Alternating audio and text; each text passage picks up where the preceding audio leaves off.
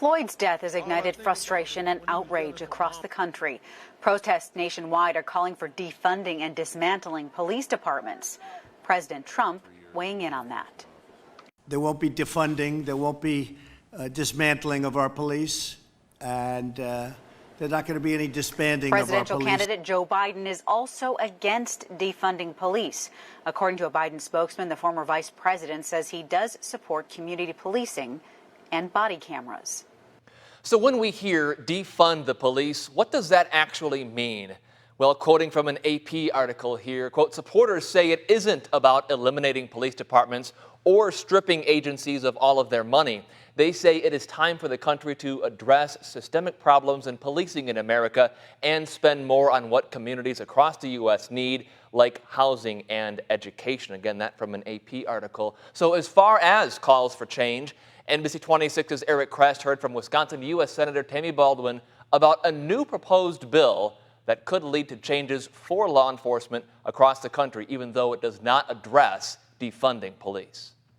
As protesters hit the streets of America the last couple of weeks, calling for police reform, racial equity, and justice for George Floyd, many were hoping it would lead to authentic change. Where people actually get the treatment they need to live productive lives safely in society. U.S. Senator Tammy Baldwin says she and other Democrats are trying to reimagine what public safety could look like in America in the near future. That we make a real commitment to go from protest to progress. And progress, according to Baldwin, could come in the form of new legislation that would require law enforcement across the nation to follow new federal guidelines that could change the course of policing in America. We find we use an arrest, try, and incarcerate model. At its core, the proposal would mandate officer training on racial, religious, and discriminatory profiling.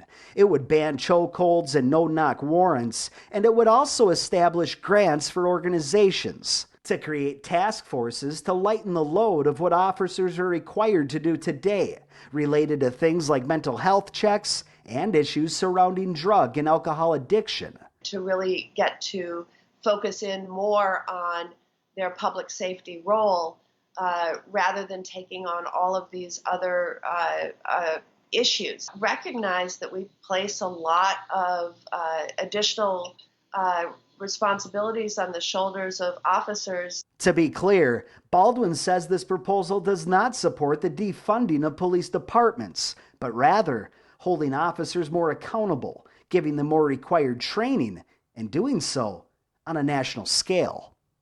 Eric Krest, NBC 26. And we asked for a statement from Wisconsin's other U.S. Senator, Republican Ron Johnson, on the police reform bill and the idea of defunding police. A staffer pointed us to an interview with Senator Johnson this morning on WTAQ radio. The senator said, in part, certainly police unions and police departments really do need to police their own organizations and call out officers who aren't doing the job and following the law, but we absolutely need policemen and women to maintain public order and public safety.